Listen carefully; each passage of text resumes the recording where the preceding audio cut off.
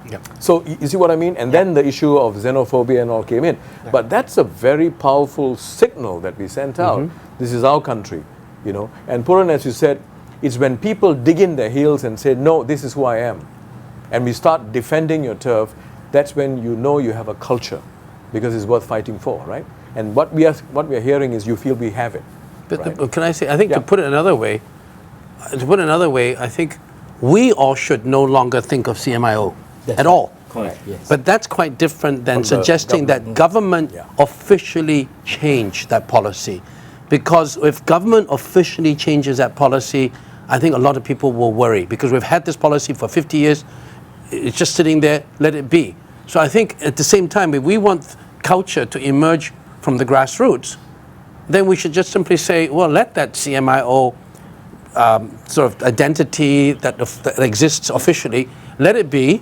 Don't let government change it, because that might really frighten a number of people, because once government does something, it's quite different than culture changing within itself. Yeah. So leave that be, but we no longer talk of CMIO at all. That as far as we are concerned, it's no longer a relevant lens by which to define ourselves. I think that would be... Yes, but we don't have to say it, you see. The thing is that the CIMO is there, where there's this big group called Chinese, you know, there's this big group called Indians. It's by definition. But let me ask you this question. How many of you speak the national language? Which is Malay, by the way. Which is what language is that? Yeah. Not many people can speak the national language. Then why don't we say, hey, let's bring it back? Because we say it's national language, and we put it one side and say, you speak, that's fine. If you don't, that's fine either. Let's speak English. So it's the same thing that we can do with CIMO. Who are you? Well, I'm Chinese. Ethnically, I'm Chinese. But does it matter? Doesn't really matter. After a while, people don't talk about it. We're talking about transitional management. Okay. Yeah, I have 2 points I want to Yeah. just bring up, if that's okay. One, I think we are too dependent on government shaping our lives. Yes, Yep. Right? When we say that the government has to, then the government should tell us what to do. No more, I think.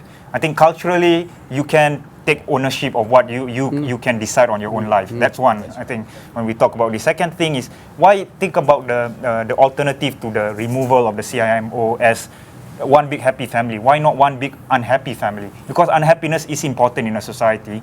If you think about how there are instances or pockets of unhappy people in our society, then you will forever looking at those people and trying to improve their lives. So here again, I want to reiterate the idea of an attitudinal change, that we don't look at end goals, but we look at attitudes towards how we look at society. And the process. The process is very important. Don't talk about CIMO, talk about about developing through education, liberal arts, and I want to repeat that, and how we can then move forward. That's a great point, and I'd like to hear your views on that. I mean, basically what we are talking about here is move away from CMIO debate.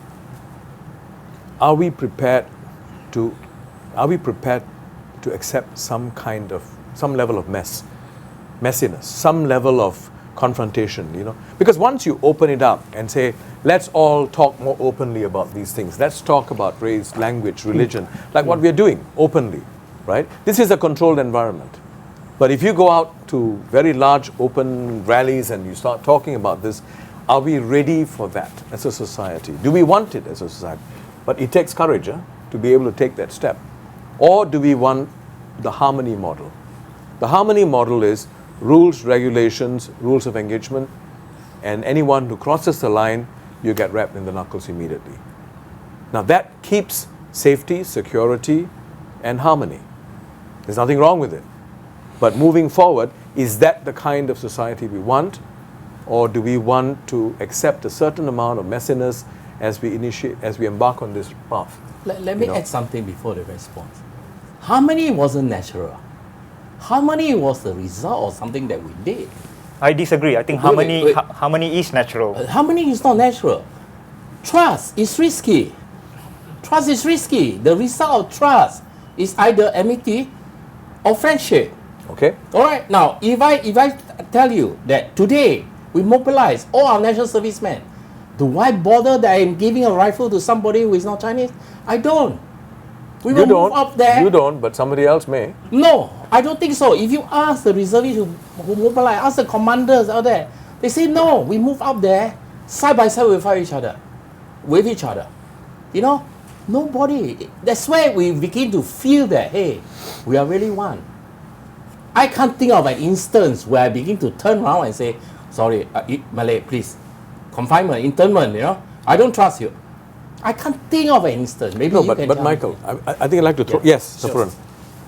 Yeah, I'm Sapuran. On surface level, everything looks good. We are multicultural, multiracial. There is harmony, racial harmony, and all that. But if you dig deeper, especially now when we have the Facebooks, all the social media, and when you observe racial remarks or religious or cultural or religious remarks are made, boom, you see a divide of many races. And that's a real eye-opener, because in social media, people are not, afraid or they cautious, unlike when they are in proper places and all that. Because, especially Facebook, what's on your mind? And that's quite alarming. Having moved 50 years, we still see these things happening, and some are blown out of proportion. And it can, if not managed properly, can lead to racial But disharmony. actually, Amy Chong, remember the case of Amy Chong? When she made that remark about the Malay wedding in the void deck? What was interesting was most of the people who condemned her were Chinese. If you read it was what I was heartened by was that it wasn't along religious or racial lines. It was national. We don't tolerate this. If the only people who condemned her statement were Malay or Muslim, then I'll be very concerned. But a vast majority of people who said she is wrong in saying that were Chinese. And I don't think it was orchestrated by the government. I think those are signs that we are maturing as a people, but we have to allow for that trust. Trust people, and as Nazri said, the process. And over time, like when we were growing up, we used to fight with each other, right? Because you call me Mangkali basket, then we fight. But you get to know each other through those fights and misunderstandings. But it's messy, but the outcome is you're friends for life. Right? Are we prepared for that? That's a question. Any other views, please? Okay, people who haven't spoken first. Brennan, quick one. So you mentioned the internet, and you mentioned that Facebook is like this really powerful tool that can kill people. But being a millennial myself, I think when you mentioned internet and the mess, I think to put it in David Thorne's words, the internet is the playground, and it is the new playground, and it's basically Hydra. So I think moving forward, the way we negotiate our culture will take place mainly online. It's very messy. You have Amos E, you have EDMW, you have Betia Law as well. But in between, I guess, moving forward, that's the way we can go in creating a very agnostic culture in the future. Okay. Yep. Pavan? I think my point is that the examples that are brought up, the NS mobilization, the part about the curry pot incident, I think these are basically responses that we Singaporeans take to external threats or stark incidences. But absent of those threats or stark incidences, unless the government were to remove the social constructs that's imposed upon Singaporean society, I don't think so we would actually come together to have a proper open conversation, because as long as these regulations are in place, we are not going to toe the line or cross the line and because for fear of these regulations.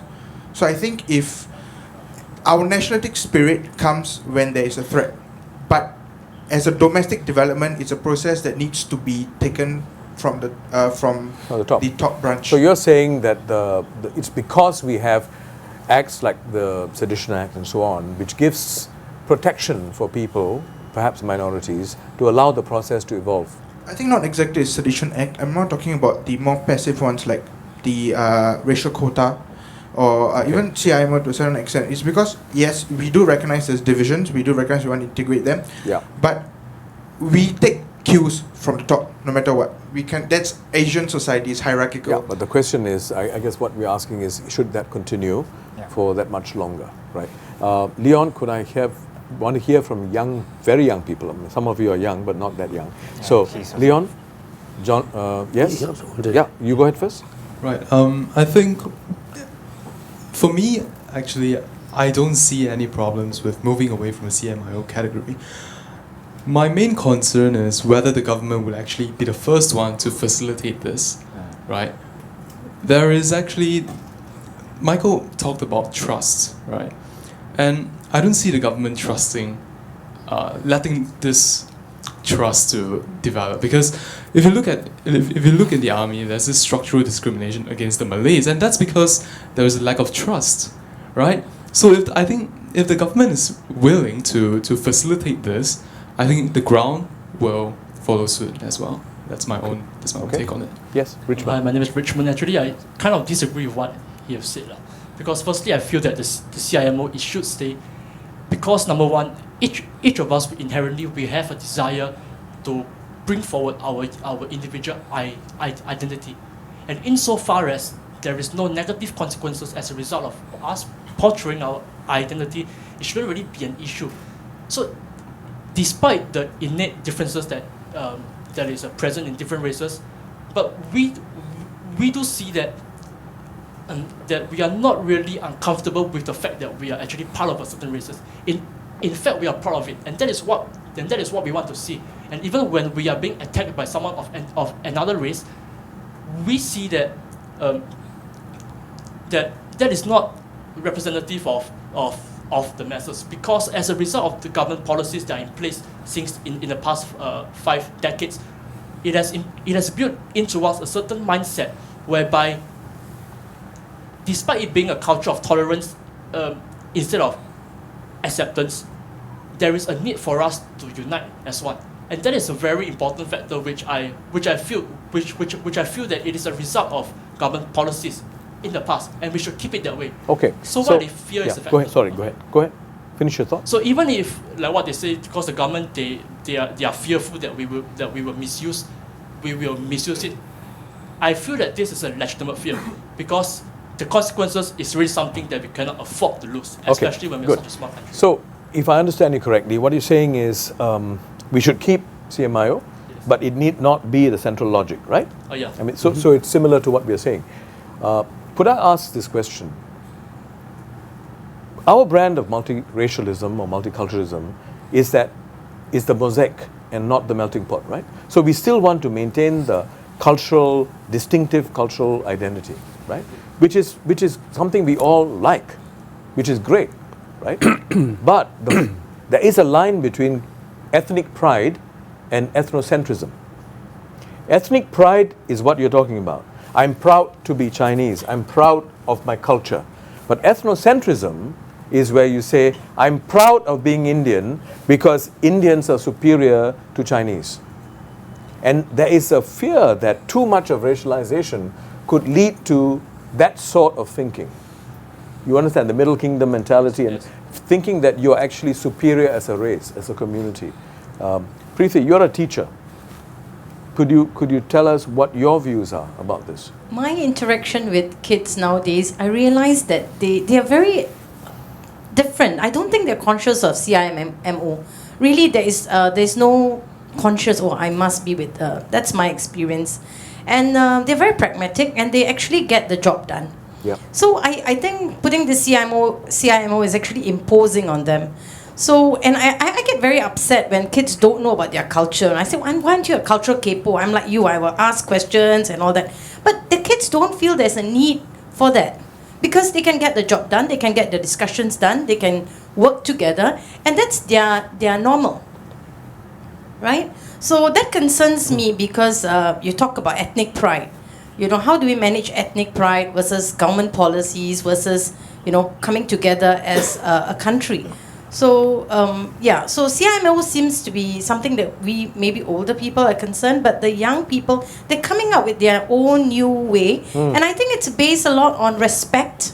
I respect you, you need to go and do this, you do that, go ahead. It's a different kind of value system of working. So I don't know whether we need to even talk, we need to talk, but the what I see evolving is the younger generation is based on values of respect. So they don't see the need for knowledge of your Indian, what you do, what don't you do. Yeah. That's not the parameters they work on. Okay, great.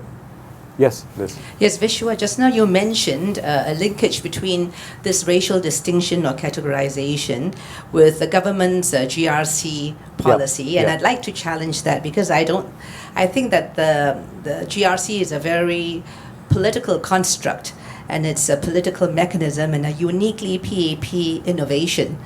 So if they were to link to what you call CIMO or CMIO with GRC formation, I think that's just an excuse. Well, we can only go with what is the expressed intent of GRC.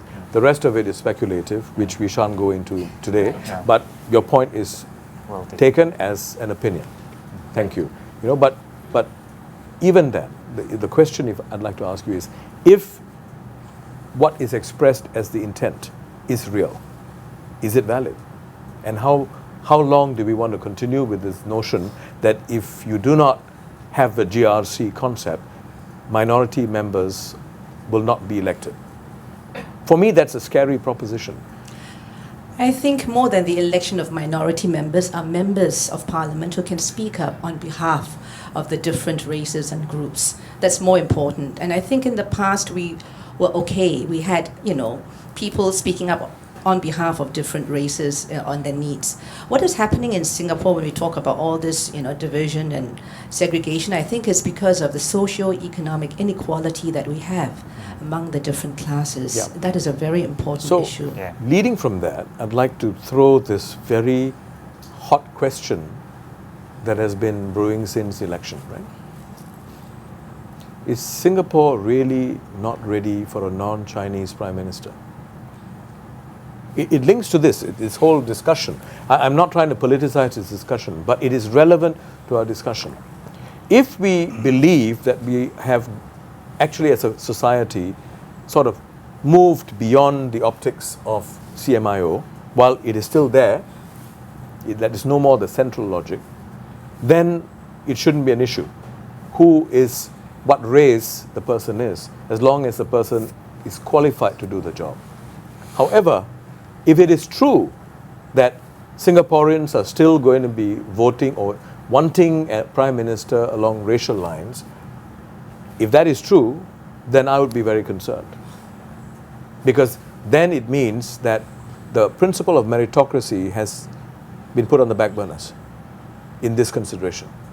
Because that is also an important cornerstone of our principle of governance. Right? Yes. Would you want to respond to this? Sure.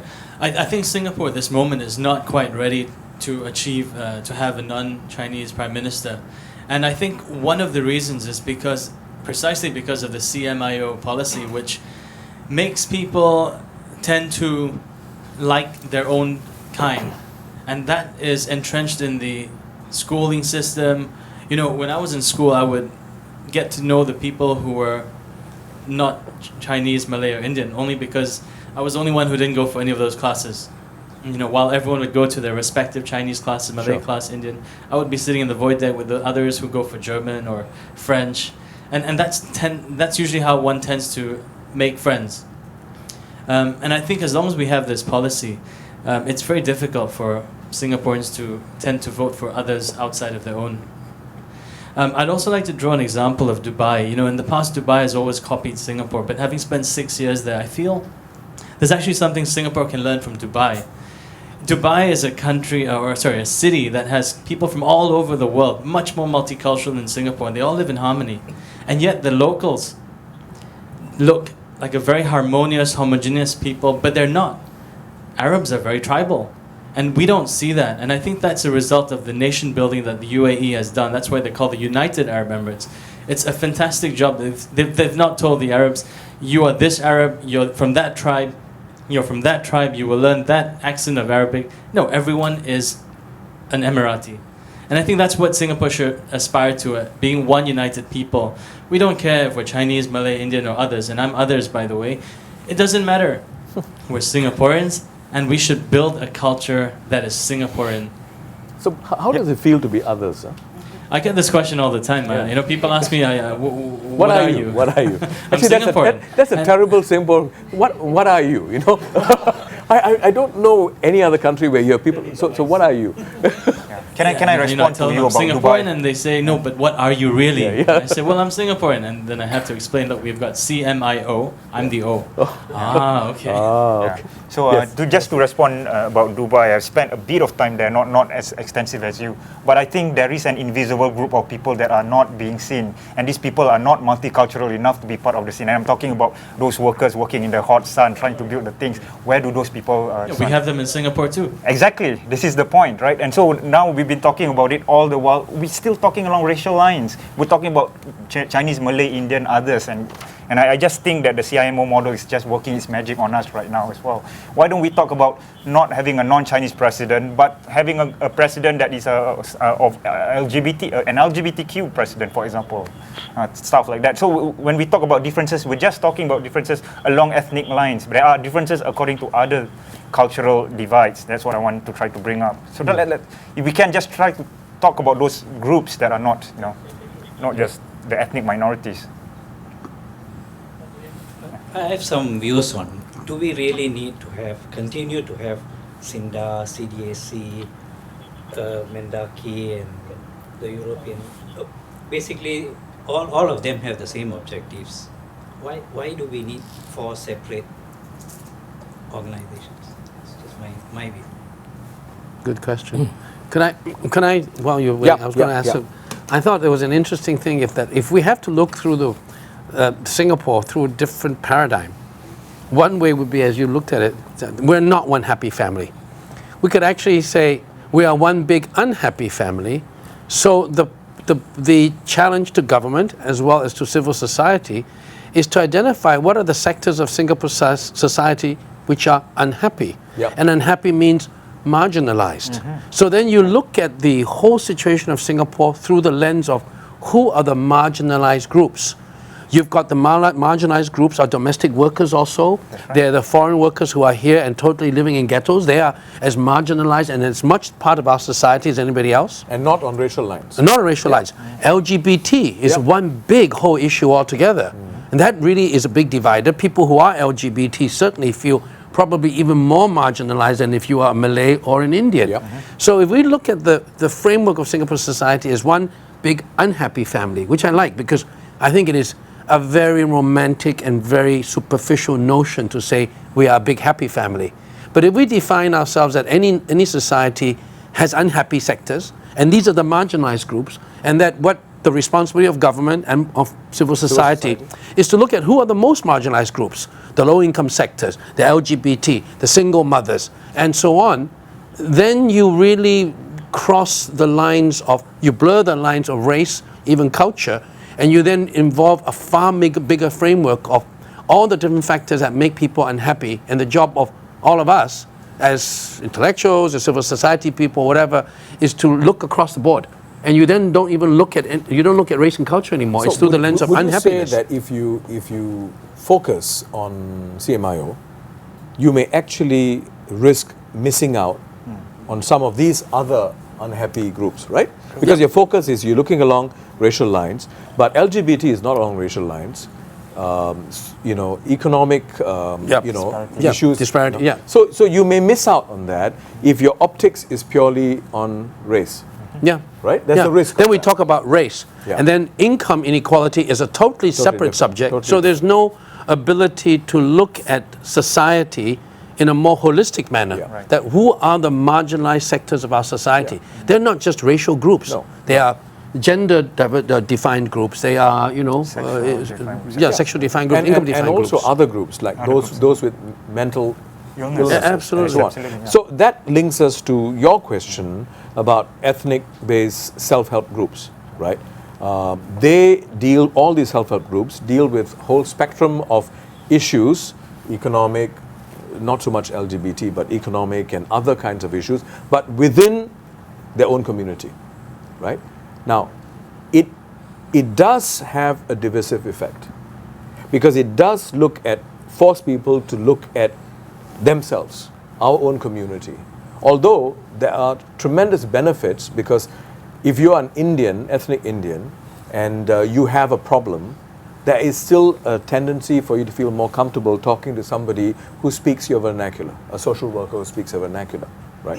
I think that's the logic behind it. So it has some utility, right? But the larger consequence of that is the signal we are sending is again deepening racialization. No, but you could argue that if 100 flowers bloom, I could be an LGBT Indian. So then I seek help from LGBT groups and from SINDA. Yeah, but why do you need, if you're LGBT, you should just go to an LGBT because I resource don't need, center because or the help point center. the point here would be I define myself the way I want to.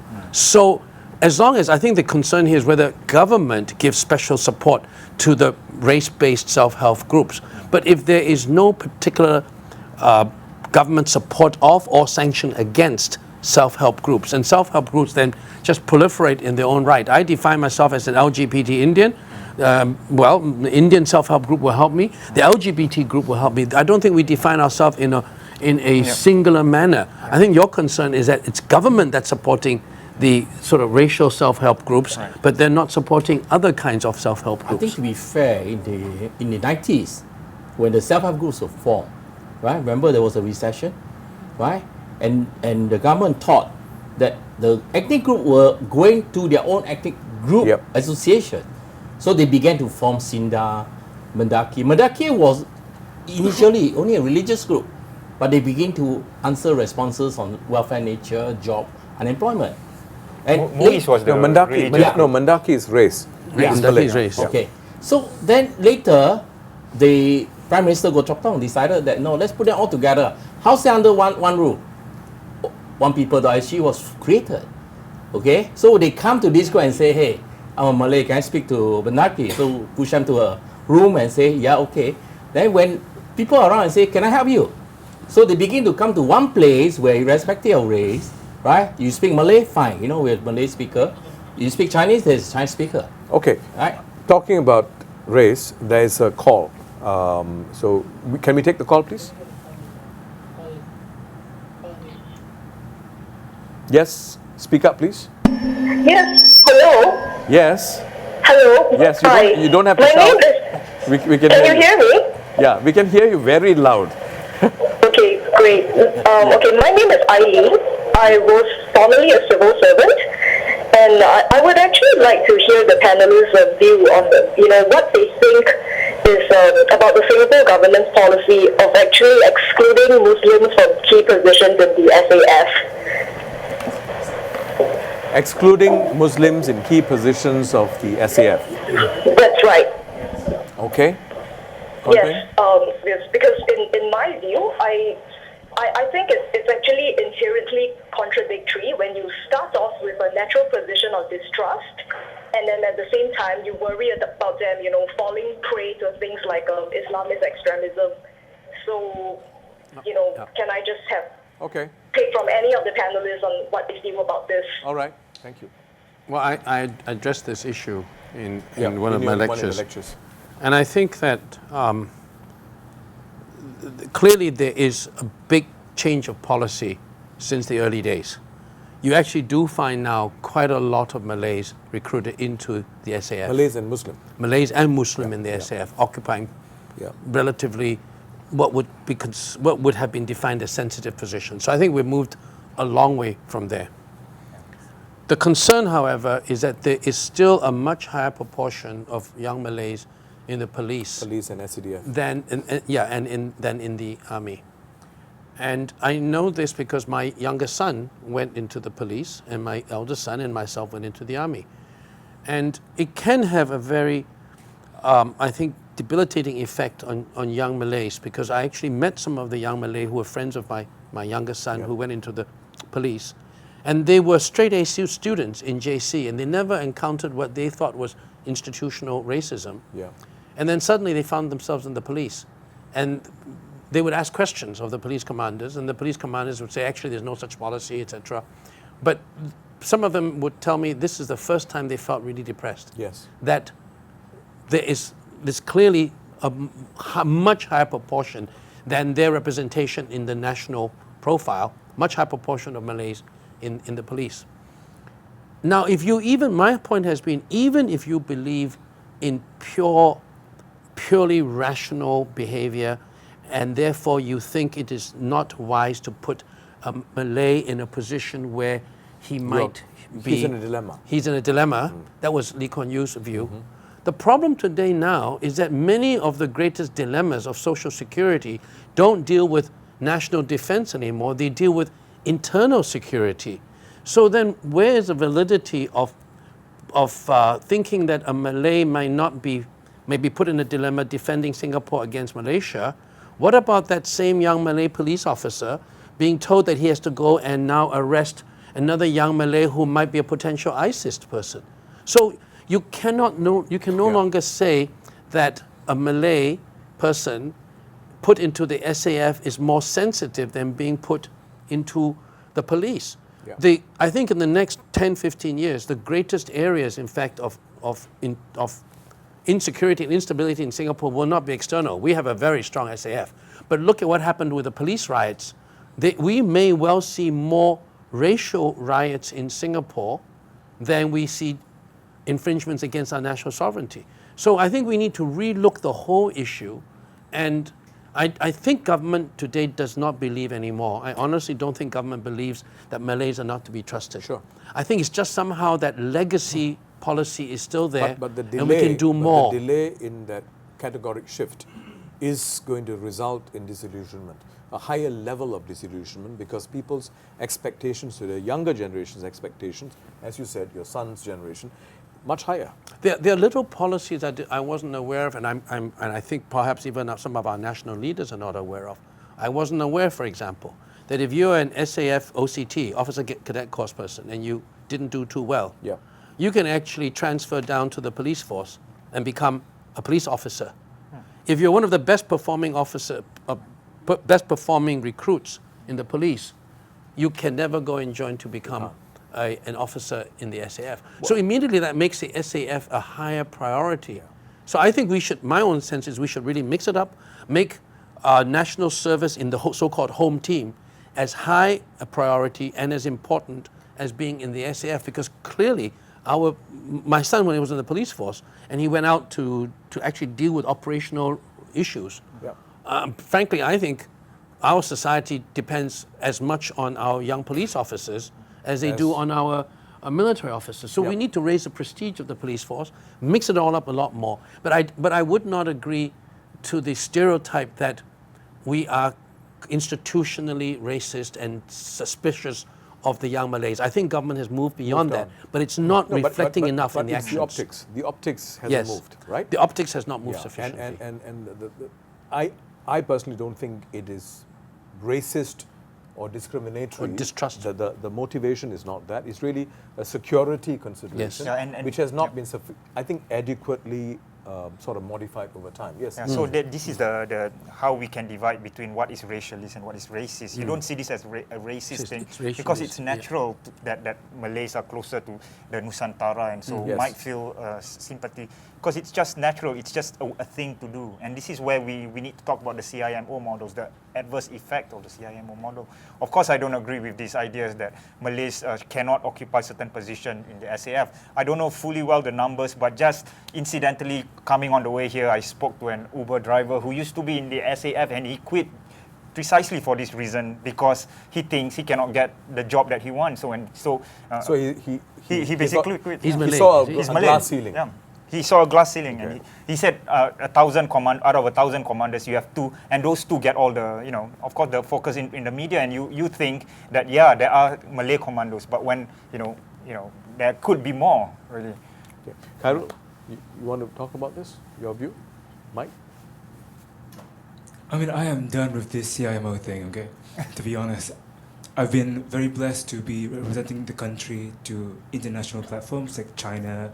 Recently, the United Nations Journalists Assembly last month.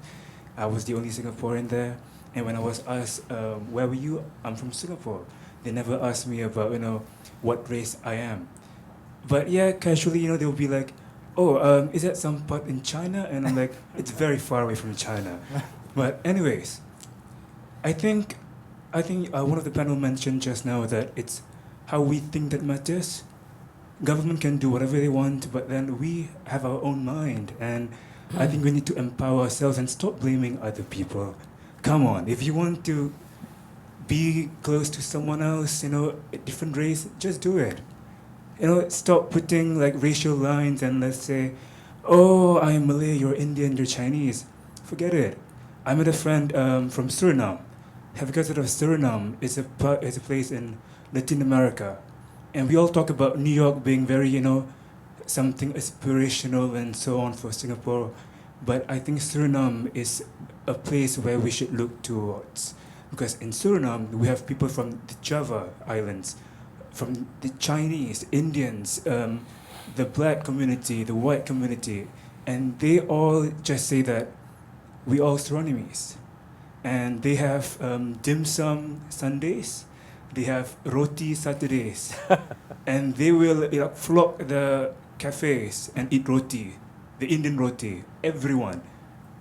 Not only Indians, but even the blacks, the whites, the Javanese, and everyone.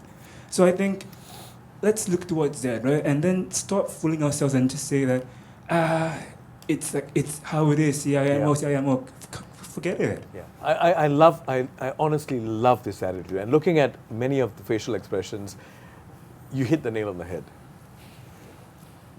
Let's stop complaining about these things, frankly, because frankly, whether the government changes its policy or not, there's nothing stopping us from interacting. There's nothing stopping us from calling our neighbor over. There's nothing stopping us from having our son or daughter marry a person of a different race. There's nothing stopping us from being truly multiracial or multicultural. And I think we should stop taking references from the government, because that just continues to make them feel that they are the central reference point. We can shift the reference point to us. And social media is there for us to start doing this, right? What's stopping young people like you to start a movement about being Singaporean, our culture, as opposed to race, CMIO? And I don't think the government is going to come down hard on that. I think that the goalposts are shifting. Yes, Ethan. Yeah, what's stopping us from doing an online petition to get Tharman as next Prime Minister? I mean, there's nothing wrong with that. I really agree. I think this is actually what the government is hoping to see. I mean, it doesn't necessarily want to hold itself in a central position, but it also wants to take response from the ground, rather than the ground wait for its response. I think two points. One, I think right at the beginning we talked about apathy, right? Nobody really wants to find out another race because we're so coddled, we're so comfortable. But to know someone, you really have to rub shoulders, get in their face a little bit, they get in your face a little bit. And there is a fear, yes. The other extreme could be that we will get incidents like the Boston Marathon bombing, radicalization of people in one form or another. I'm not saying one race or religion.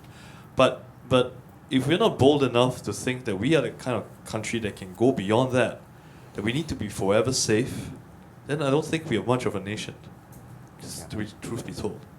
I have two warnings as well as we go along this line. I like that vision, but we got to think that that we cannot do away with not acknowledging privilege. Privilege is very important, and that's because we are racialized. We have to acknowledge Chinese privilege, and we have to talk about that.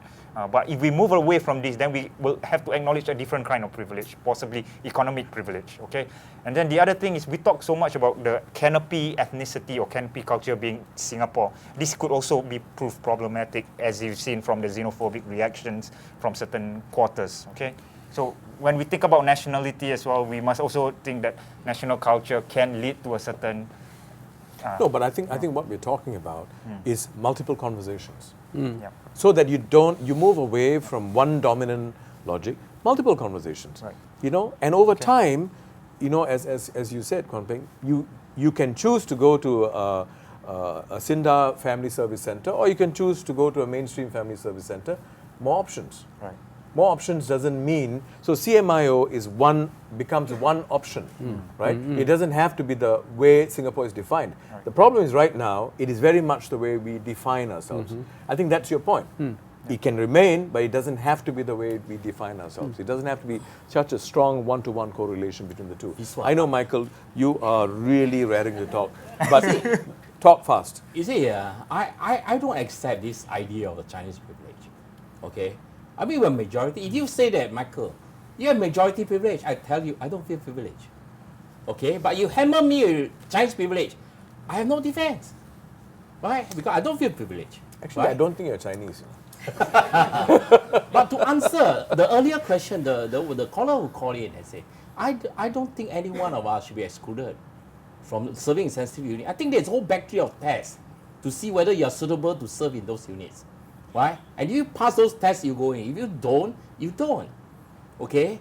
I don't think race should be just grabbed and say you couldn't. Only recently, recently a friend of mine, his son was not interviewed in OCS, right, for posting to sensitive unit and his son feel that these units don't take Malays.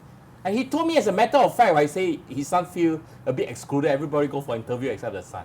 I got angry, I say, no, how can that be? Because I feel that the bond of citizenship should be much stronger than our individual feeling, sense of acting identity or cultural identity. Yeah.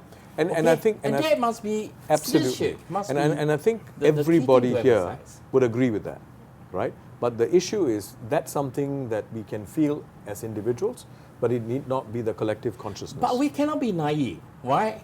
The race relations in Singapore cannot ignore what is happening among the races over the other side of the causeway. All right, let's not be naive about this. The recent riots and all that, tell me, reminiscent of 1967, Now, if that is out, if our neighbor is as meritocratic as us and all that, I have no issue. But here we are talking about let's make this a nice day at my family. I think, for me personally, as a Chinese, I think it's very dangerous to say there is no such thing as Chinese privilege. I wouldn't call it Chinese privilege as being particularly to the Chinese. I think there's clearly a phenomenon of majority race privilege. And I think the term privilege has been used by sociologists so that you don't emotionalize it by calling it majority race racism. Because we don't ever want to see ourselves as racist. And most of us are not racist. Yes. But most of us do exercise majority race privilege. I think if the biggest test of this is to ask ourselves that when we go to a foreign country where we are clearly of the minority race, and you sit around and so on, and particularly in countries where maybe the language even is different, you clearly feel an outsider. And I think if you use that test, how other people treat you when you're a minority, and then you come back and you find that you catch yourself doing it to others. There was a great blog written by a secondary school student about Chinese privilege. And it wasn't about racism. It was about how she felt. She was a young Indian student, and it was a very eloquent testimony about how she felt marginalized. Little things like she would be with all her friends who are all Chinese, and they all break out speaking Chinese. She's right there in front of them. She's a great friend of theirs, but they'll all break out speaking Chinese. And they don't mean it. They don't mean it. They just, it's privilege. It's you're not recognizing that there is a minority amongst you, and you must, it's the same thing about male privilege. You're in a group with men, and there's a single woman there, and you start you're talking about all kinds of sexist jokes. Or even about army days. Or army days and so on. It's the general pattern of behavior exhibited by any member, any group where there's a majority of a dominant group, and they do not recognize that minority needs to be sensitive. Sensitized. They need to be sensitive to the needs of that minority. No, this one, there is no privilege. It's simply you felt excluded, right? And we get excluded in all kinds of things. I get together, you start talking about vegetarian, I say, sorry, I'm a meat lover. I feel excluded, so vegetarian privilege. No. Rubbish, No lah. Okay. Here I'm majority. Of course, I get a group of Malay, starts being Malay. Okay. Let's not talk about vegetarian privilege right now. This is multiculturalism. Not personal. No. But I hate vegetables. No, I think the point that Kwan Ping is making, I can relate to that, because many of my friends, they are not racist at all, but they forget that I'm there, right? Until I say, hello, why are you doing this, right? But the moment you remind them, they say, hey, sorry, man. Didn't mean absolutely. it. I'll give you another classic thing, right? You're in a lift, right? And this is a government office. You're talking about Treasury House, huh? Right? You take the lift, there are 8 people in the lift, right? You're the only non-Chinese. They've all come back from lunch. and they all start speaking in Mandarin. Now, technically, there's nothing wrong. It's different from being in a committee meeting and people break it, because that's wrong, right? Here, technically, there's nothing wrong with it because they're not talking to me. They're talking amongst themselves, but they're all talking in Chinese, right? That's Chinese privilege, because they're not factoring how this one Indian standing there in that lift, and it feels like a very long lift journey, you know? You see, that's the point that he's But making. you do the same to others. We all do that, you see. It's not a privilege. Well, no. Why would you deprive No. seriously? No. I think the word privilege is used in a bigger way, in a broader context, you know. But no. The semantics I'll put aside first. Huh? But I think, yes. Mike, please. Okay, if language is the issue, may I make a recommendation, right? What if Singapore were to actually give out free language courses for the other ethnic languages, so that you have a choice? If you want to know Mandarin so much, go and learn, right? If you want to be included in the conversation, go and learn the language, and stop blaming that they're being exclusive, because people do not want to be exclusive. Yeah. I like to think that, but we'll see. Okay, now we have to wrap in 5 minutes. What is that sound, by the way? Do we know? Is it a microphone? What? Okay. Some of you haven't spoken, and one person I'd like to know how his voice sounds is this young man here, Tharman. His name is Tharman, by the way. And we've been talking about Tharman. He has been looking very quietly. Okay. Tharman, you're year 3 ACS independent? Yeah. Okay. What do you think of all the things that has been said so far? What are your views? Anything you bring the mic closer to you and. Okay,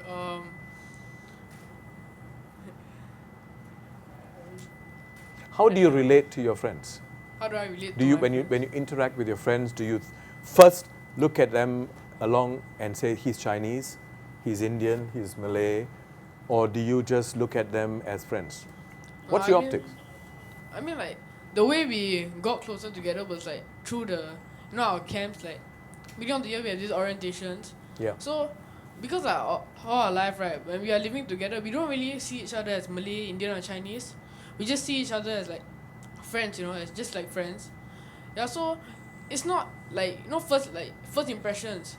Like our races are not like our first impressions. Basically, like about how we like about each other. It's not about like, this guy's Indian, so we don't like him. And it's like it's about your character. Yeah, that's great, because there was a time, when actually you start looking, the first thing you think about is the person's race, right? So which means that the younger generation, as has been said before, right? Your whole logic and the way you look at life is away from race.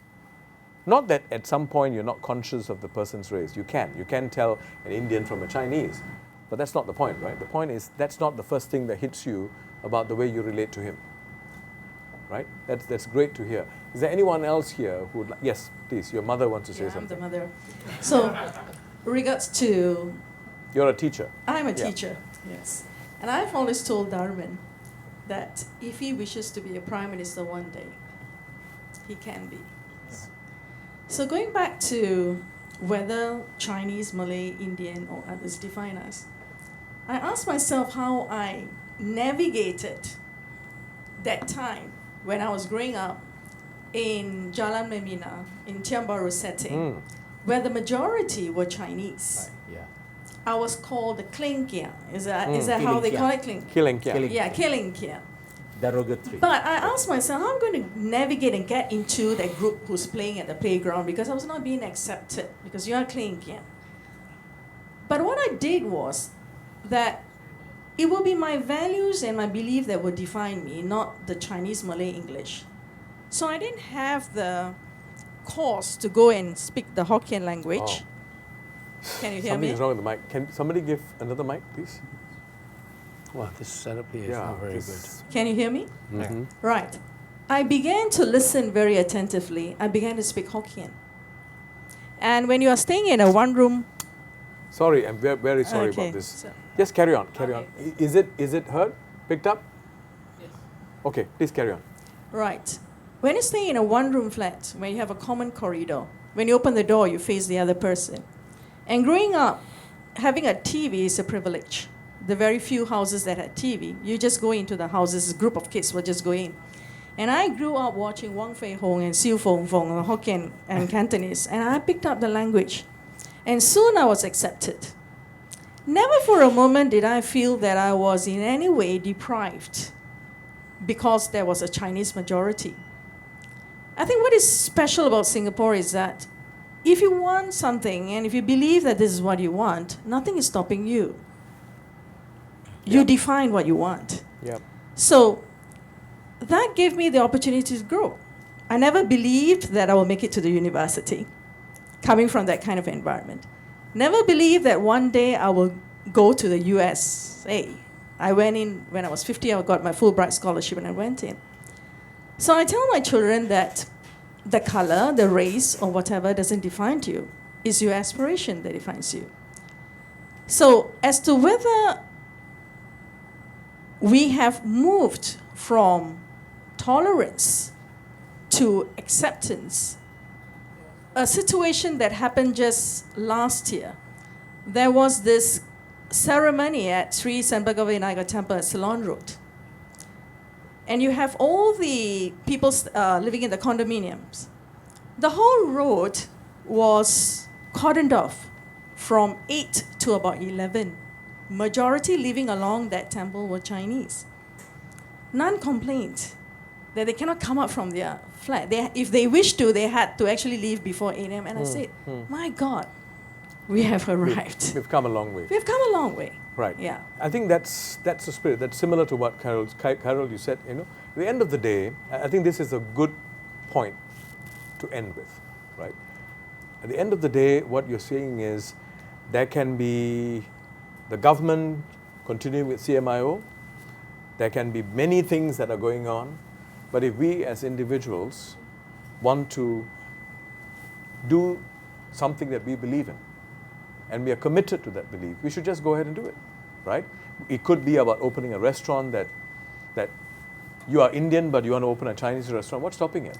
Exactly. What's stopping you from doing it? But the general assumption is if you're Indian, you should open an Indian restaurant. If you're Chinese, you should open, but what's stopping a Chinese guy from opening a prata shop? Few people may be a bit surprised. You may actually get a lot of business because you're a novelty, right? But I think we need to start taking things into our hands and say, this is my country and this is the way we want it, and not wait for the government to start shifting gears, because that may take a very long time, right? So with that, I just want to have a 1-minute comment from each one of you. Michael. I think we've spoken a lot about dealing with cultural diversity. I think one of the things that we don't talk a lot about is that if we replace CIMO, a greater sense, a deeper sense of racial identity, what do we replace it with? To me, I think we need to start a conversation for the next 20, 30 years on the bonds of citizenship. I think we are ready, right? We are ready, right? To talk about the bonds of citizenship, the things that bind us, the things that make us stronger. There are a lot of things that divide us. We talk about diet, we talk about race, we talk about beliefs and all that, we talk about sexual orientation. These are the things that divide us, but there are a lot of things that actually unite us. For example, religion. Okay, why close the road? Oh, Taipusan again. Why so many Taipusan this year? Just talk about it. No anger. Yeah, these are things that unite us. We say, yeah, well, they are like that. That's finished, right? So we need to talk more about citizenship, replacing a deeper sense of ethnic identity or racial identity. Let CIMO remain, fine, but let it become like Bahasa Kebangsaan. That's all I could say. It's in Malay, in national language. Okay, right? Okay. So we move on from there. Thank you. Nasri. Yeah, I just want to say that when we think about cultures and we look at history, we see that actually cultures evolve over time. And as cultures evolve over time, for example, the very idea of Malayness was not exactly the kind of Malayness that we see here today, the constitutional definition that a Malay must be a Muslim. You see this difference in Indonesia, for example, that a Malay don't have to be a Muslim. So what I'm trying to say here is that we need to have a sense of self-reflexivity in the way we practice, define ourselves, right? We need a sense of agency, but also a reflexivity. Think about how we are in the world, right? And once you realize that, you will see that you have some privileges, you may be victims in other ways, but then you see how to act in the world. And this is what I mean by trying to embrace a more bottoms-up approach. Thank you. Perfect. I think the whole discussion today reflects a central feature of what's going to be happening in the next 50 years. And that is, like it or not, there's going to be a lot more diversity and a lot more multiple identities for each of us. That can lead to a very fractious society, a very fractious diversity, or possibly to a more cohesive diversity. But we're not going to get to a more cohesive diversity except through a transitional phase of real messiness. The messiness that we see today as we all talk about these sort of things. So I guess my sense is that these types of discussions are extremely healthy. There's no conclusion you can draw, but this kind of messy cacophony of voices as we try to navigate towards multiple identities in an increasingly diverse world, I think eventually we will get to the sense of one Singapore. Yeah, and thank you. My own sense, and the reason why Inconvenient Questions as a platform decided to have this discussion is to actually prove to ourselves that we can have this discussion. The fact that we can have this discussion and it's webcast live, unedited, is a leap of faith, isn't it? Because any one of us could have said something seditious. Any one of us could have said something highly offensive of another person's race or religion, because it's live. But I told myself, if I truly believe that my fellow citizens, fellow Singaporeans, together with me, we have come a long way, then I must believe in it enough to say, let's go live. You chose a very quiet audience also. Yeah, a very quiet audience, yes. And honestly, it's a fact. You're chosen because you have strong views. And each one of you articulated those views strongly. You disagreed. You stood your ground. But that's the leap of faith that we need if we want to make that progress that is required. Otherwise, as they say in the army, we are going to hentak kaki. You know, the last 50 years is the easy part. The next 50 years, we're going to see a lot more fragmentation, a lot more divisiveness, a lot more room for distrust, right? You look at terrorist activities and so on. A lot of those things are going to happen. There's going to be plenty of room for us to be suspicious of each other and be distrusting. That's why harmony, in my view, cannot be the central logic anymore.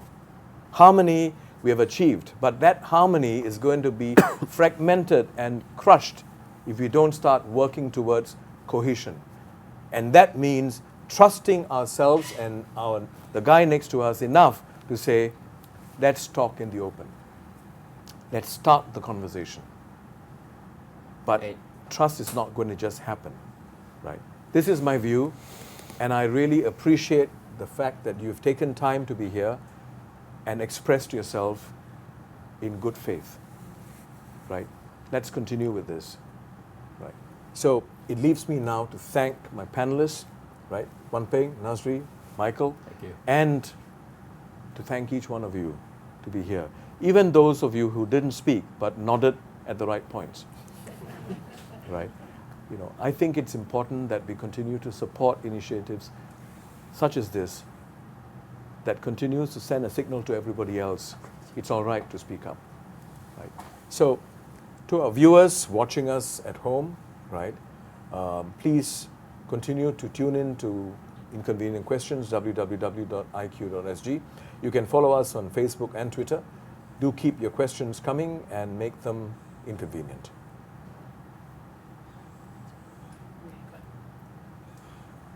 Right? Thank you very much.